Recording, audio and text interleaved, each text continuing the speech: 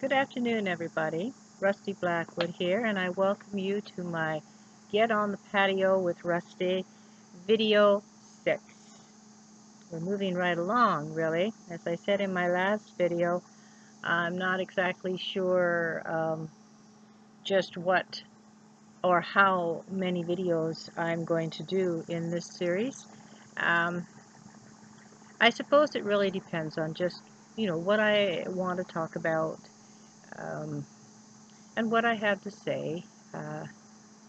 This is primarily a literary series where, I talk about books and self-publishing and sort of a little bit of inside info on the ins and outs of self-publishing and what it's like for the self-published author, um, the pros and cons and like what you put up with and the rewards that you receive from it.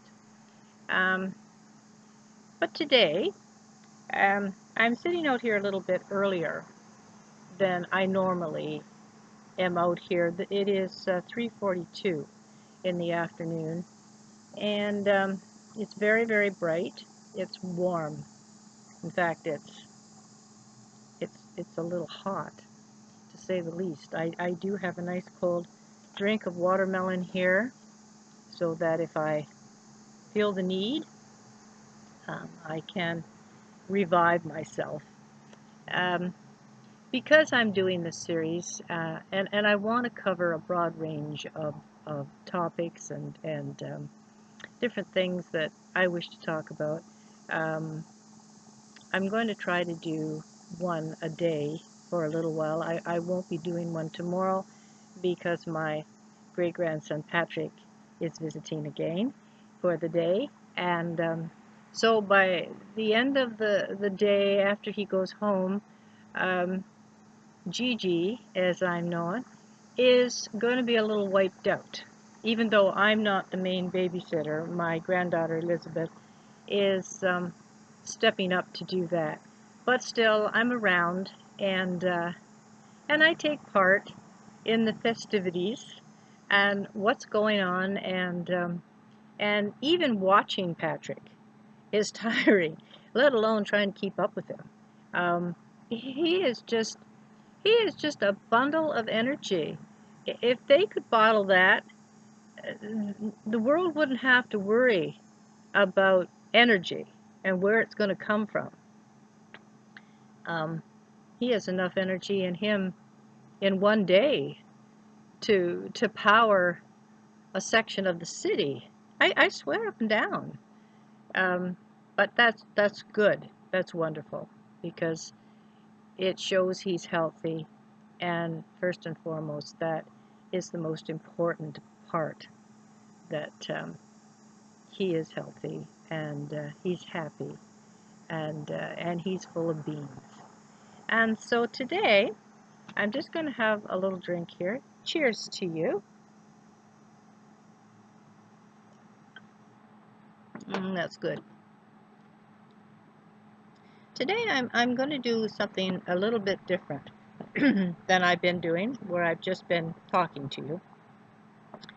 I had a few years ago, I had started an autobiography, just sort of like a biographical account of my old family band, the Midnight Ramblers.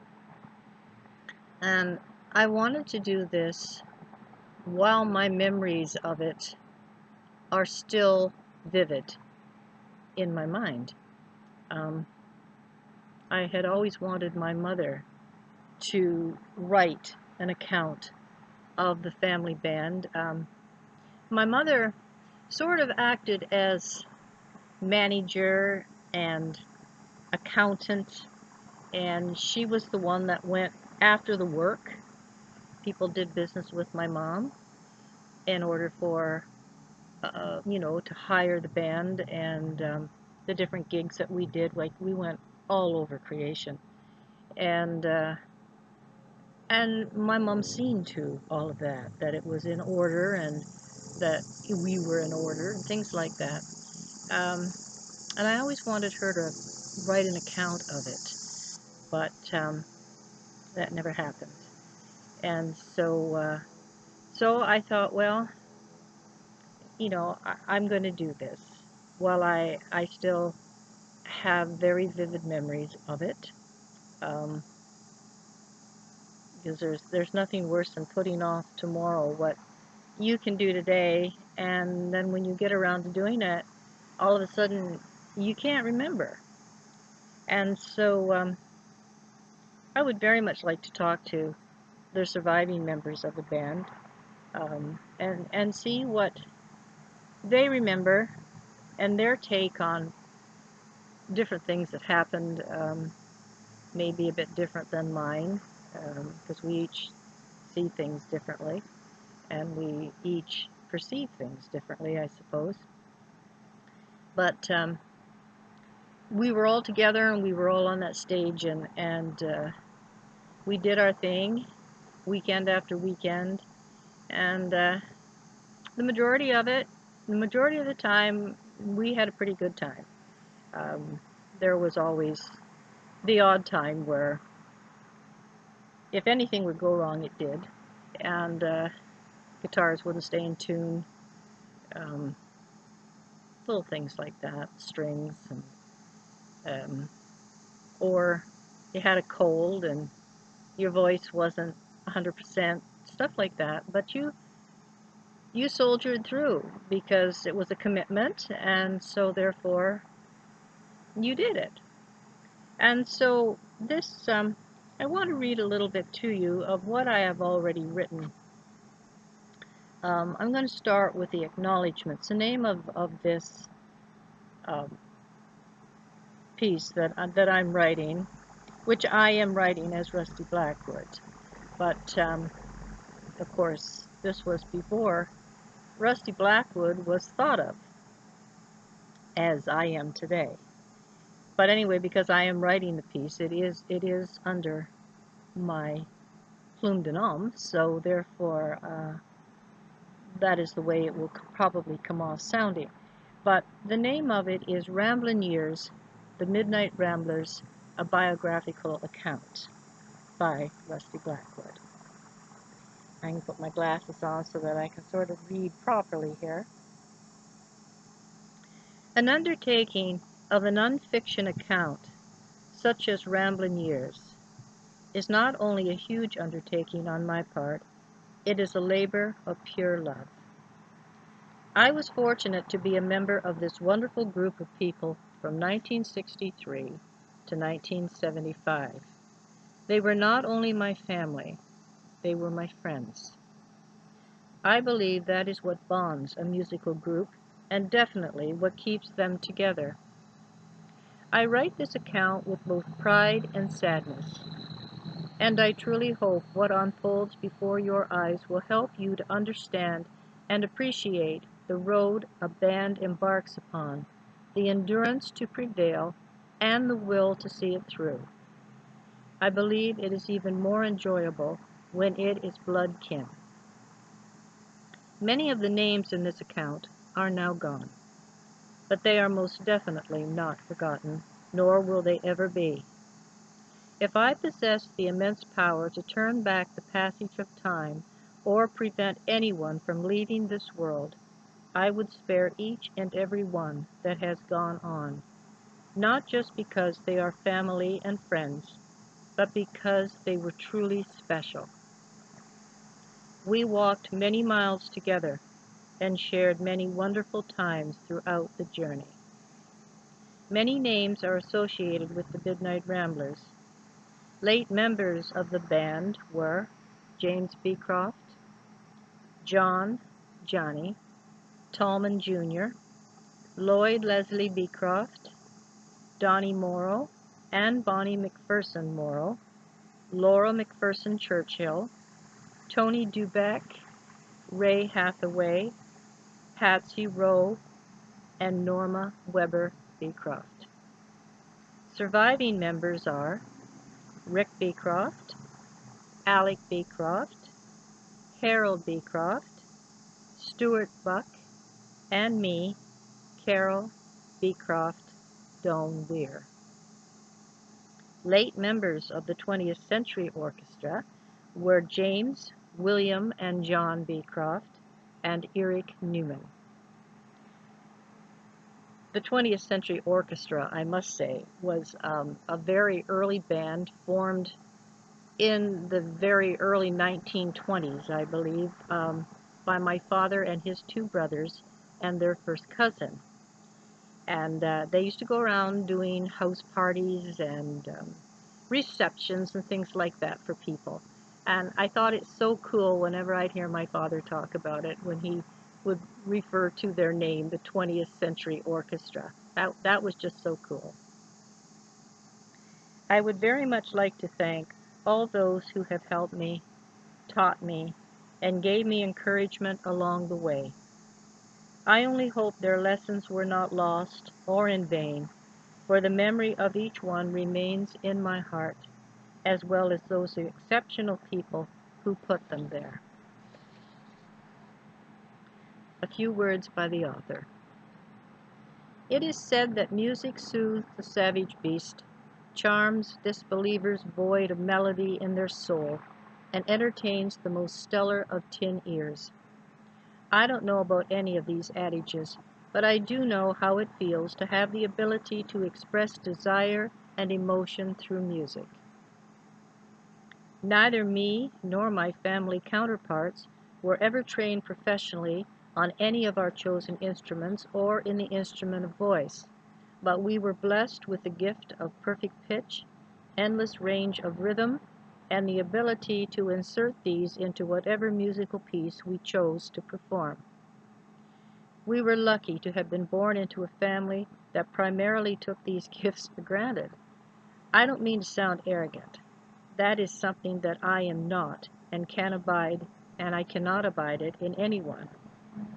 But I don't know how else to describe it.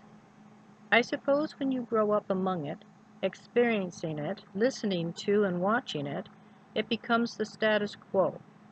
One might even go as far as to say expected, but most definitely never cast aside. I didn't always write. In fact, that was not to come until I was well into my middle years. But that is nothing to be sad about that, because I was a musician and had the chance to not only perform, but to enjoy it. I was born in 1949, spent my childhood years in the conservative 50s when everything fell into regimented line, everyone did as expected, regardless of whether it was their desire to do so or not. But it was the way of life, at least our life. I'm sure it was this way throughout the world. I don't really know, but I do know the way it was for certain members of the Beecroft family, who performed country music under the self-given guise, the Midnight Ramblers. The band was founded in circa 1961 to 62. This homegrown group, who first consisted of my father James on fiddle, my brother Rick on guitar and vocals, and two of my first cousins, Lloyd and Alec, both guitarists and vocalists who were brothers to each other. I don't know if they initially formed the group for anything other than their own entertainment, but they did perform for different events primarily held at our neighborhood elementary school, SS number 21 Southold, to help raise funds for school upkeep, playground equipment, and the coveted end-of-the-year school bus trip. I well remember the boys playing for Christmas concerts, which immensely delighted the neighbors, of whom were held captive by us students throughout our riveting concert program. Actually, I can still recall the look on certain faces when they realized they must yet endure another round of torture designed to drive them all mad. That is, until intermission, when the gallant Beecroft Quartet took the stage. My, how the crowd settled down, while tapping their hands and feet to the Celtic rhythms and melodies being capably rendered before them. I actually think they found it amusing to know they had this delightful quartet within their midst, for the size of the audience never failed to fill the school to capacity, no doubt far more than what today's concert allotment would safely allow. I remember beaming with pride, knowing I was related to this merry band of entertainers, and very closely so, but I was but a mere kid, and certainly not ready to take the musical stage. That was to come later. And now I'd like to read chapter 2 for you in this biographical account. I remember this as if it was yesterday, and I hope you enjoy this story. It goes to show the innocence of the time and just the length that people would go for. I don't want to say, I don't know the reason why, whether it was just nuisance or whether it was just guys just trying to have a good time at somebody else's expense. I don't know. But it's called The Great Lawrence Hall Heist. The 60s decade was well underway with changes happening in every aspect of life. Cars were beginning to take on an entirely unique look like never before. Fashions were the center of every woman's life, with the hemlines rising and bold looks surfacing. And music was not left out of the mix. The Beatles continued to top the charts everywhere, and even country music bands were trying their hand at the more subtle Beatle melodies. This attempt did not go unnoticed, nor did it go unappreciated, for every time Alec and Rick took turns singing a mop-head tune, the younger female dancers on the floor made sure to react as if the Beatles themselves were on the stage. Needless to say, it caused a bit of disruption among the older generation that were present, but if the truth be known, I'm sure their feet could be secretly seen tapping, while they tried their best to conceal the Mona Lisa smiles perched upon their lips. Along about this time, Johnny Tallman departed the band, but the position left open was not long in being filled by the delightful stylings of Shedden's talented Donald Morrow, who became better known to all as Donnie.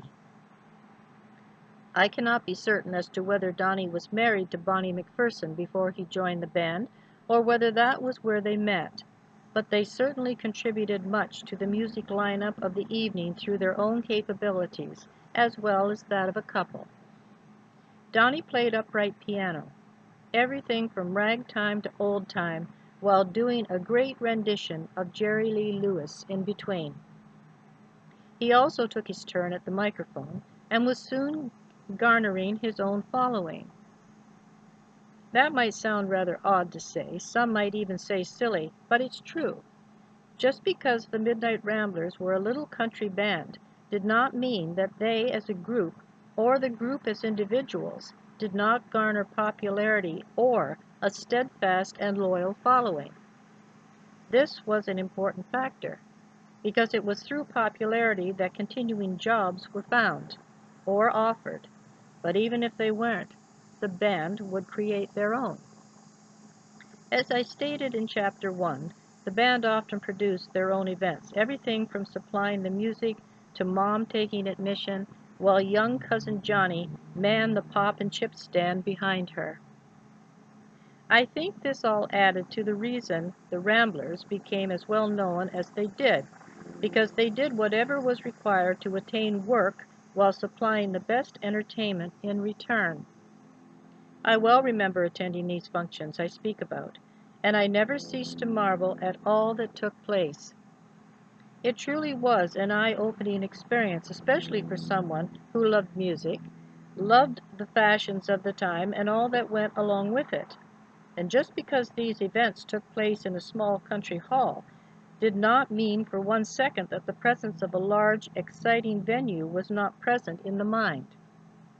I can still feel the worn hardwood dance floor of the old Lawrence Hall, reacting as if it were pulsating, actually moving up and down while the crowd upon it seethed with couples pounding their feet to an old Celtic reel, that of which Dad very accurately delivered via his fiddle. As a young teenager, I was absolutely mesmerized. I don't know how many times my best girlfriend Diane and I got pushed and shoved about this same floor, while determined to hold our ground among the revelers. Many a pair of sought-after nylons went by the ruin as we too stomped our way around the floor. We would always say that if by the end of the night our toes were not sticking through our stockings, or at the very least 2 runs not clearly visible, we had not had a good night. How innocent it all seems looking back. But I would never change one aspect of it for anything. It was a learning experience in life itself. I believe all those connected with the band, as well as the band members themselves, had their favorite halls in which to perform in. Mine was always the shorn-up, ancient, insel brick-sided Lawrence Station Hall, complete with its bouncing dance floor, wall-to-wall stage that had to be accessed en route to the kitchen, which in itself was no more than a lean-to connected to the back of the main building. There was 2 small windows in it, one facing south on the back wall located behind a huge iron cook stove, the other located above a dry sink and old counter on the west wall, and a single door on the northeast side which opened toward graveled William Street. This was also the main exit for most men who needed to use the outdoor facility, for there was no other provided for them.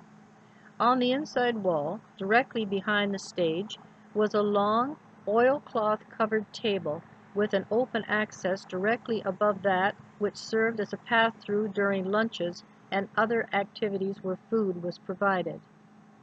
There was no running water or indoor toilet in the hall. The women in need of a facility had the luxury of using an outhouse that was connected to the back of the hall, and whose entrance was obtained by going through a door on the west side of the stage, that of which brought you into a cloakroom with a long table at the immediate left for holding purses and the like, a faded old mirror above it that never hung straight because of the vibration in the hall, 1 light bulb suspended on a fairly long wire, and a long coat rail on the right-hand side suspended on twisted wire from one end of this little room to the other. One accessed the actual lavatory located through a door at the far end. It was even a 2-seater, with folding lids and extra paper. Needless to say, on a frigid, windy night, one did not dally about. This cloakroom was actually gossip central, for one could gather in there with girlfriends, have a right old gab, and never be heard because of the volume coming from the other side of the thin wall. I can remember the time when a theft actually happened during the evening. It was a cold winter night. The dance was in high swing, and there was obviously no one in the cloakroom. There was an old window located on the west wall that was often hid by the row of coats. This particular night, my purse sat among the others on the table beneath the crooked mirror. There were a few women coming and going, but the traffic was minimal. It's hard to say the exact time the theft occurred, but it's highly likely it happened during a square dance. The band always took a break following 2 sets of squares, and as the second one finished, there was a sudden commotion heard emitting from the small cloakroom.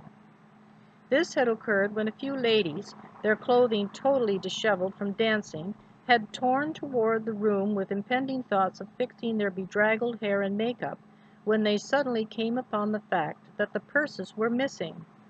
Apparently on entry, they noticed a long pole being maneuvered through the lower half of the open window, that of which had been raised enough to haul the intended loot through, and the ladies had entered just in time to see the last purse traveling into darkness.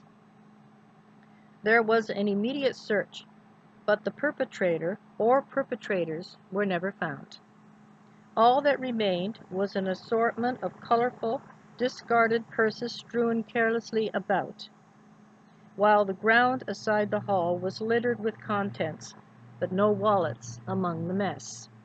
One of the purses was mine, most of its contents missing or among the litter, but as much as I was angered, I couldn't complain because my wallet was still inside my purse.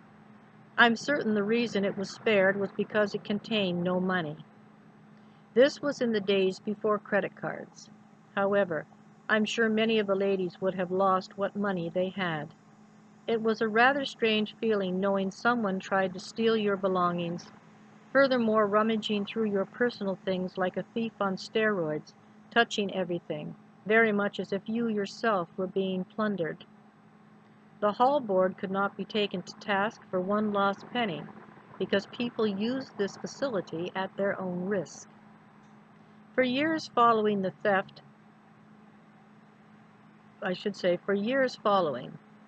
was thought to have been well orchestrated, because they planned it at just the right time when they knew the majority would be occupied. It's hard to say how long this heist had been in the planning stage, but it would have taken some thought to know the right time to strike. It probably helped greatly to know there was no locks on the old windows. In fact, the panes themselves had a hard time remaining in their dried-out old frames. Yet this all added to the suspense of it, some might even say romance, because it all added to the excitement of what was going on and the sensation it brought.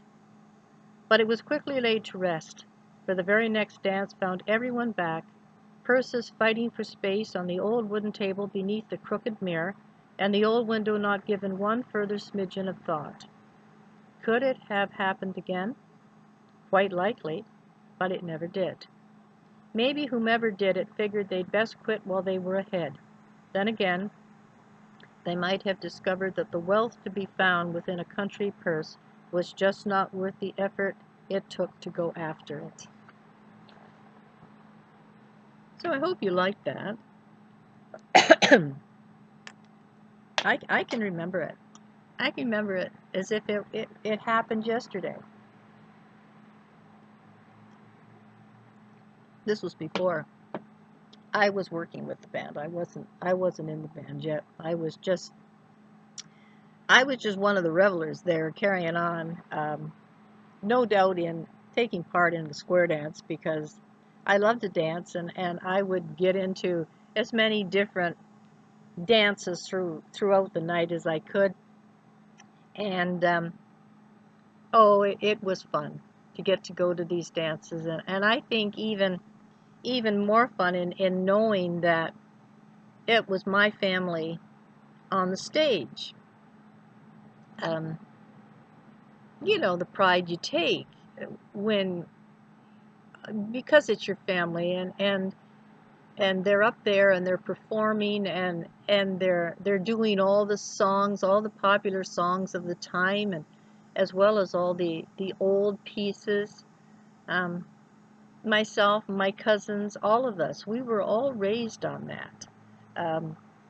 There was always instruments laying around the house, and nobody took lessons. It's just those who knew how to do it were self-taught, or had found magazines or something that had chords in it where you learned to put your fingers and so on and so on. But they then in turn would teach the younger ones, if whoever was showing interest. And of course, we all took part in all the school concerts and everything that happened, that was going on. Everybody had to take part, whether you could sing or whether you couldn't. But that, I think, was my favorite time of year in school, was coming up to the Christmas season, because we always had a Christmas concert every year, where we'd sing Christmas carols, of course, and we would put on skits and plays, and you'd have to say recitations, which is sort of like a very short poem. And sometimes we'd have readings. We would sit and talk about things that we remembered each year from the prior year. One of the men in the neighborhood, one of the neighbors, would go and cut down a massive tree, a big pine tree for us to, or spruce, for us to decorate. And all the mothers, they were all so generous. They would each share what they could of ornaments and tinsel and lights and things like that. And we'd make do. We'd make a lot of things as well. And we'd decorate the school. We'd have it all ready for the night of the concert. I mean, we had up-teen rehearsals beforehand because, I mean, Christmas exams were over in early December to make way then for the rehearsals and things that would take place for the upcoming concert, because we had to make our backdrops, any props and things like that we had to gather. And it was just a wonderful time. The kids in school today, they don't begin to know what that's like. And to me, it's sad because there's just so much that maybe me and my fellow classmates took for granted because, like, you know, was always there. We did it year after year. It was just expected. And of course, nowadays, kids, if they even have any kind of a concert or anything going into the Christmas season, it has nothing to do with the season at all. And that's bloody sad, because big mistake there.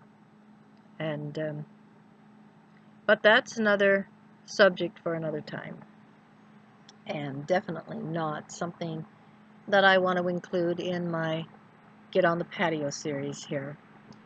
This is supposed to be a lighthearted, informative series where, you know, I talk about a lot of things, but I try to keep it lighthearted and talk about things that I remember and share information as it comes to me to put out there for whatever reason. So I'm going to stop for now. This is a busier time to be out here, as you can hear. The traffic on the street is very, very busy. I'm getting the odd dog barking, and there's nothing that can spoil a live video worse than all of that, you know, commotion going on. And so I will be back soon. As I say, I won't be back tomorrow, but unless I find that after the day of excitement has ended, that I'm up and about, ready to, you know, sit here and talk and share whatever is coming to my mind. So for now, I'm going to say so long, and I'm going to wish each one of you a very pleasant evening. Whatever your undertakings are, be safe, stay well. God's blessings to each of you, and I'll talk to you soon. So long for now. Bye-bye.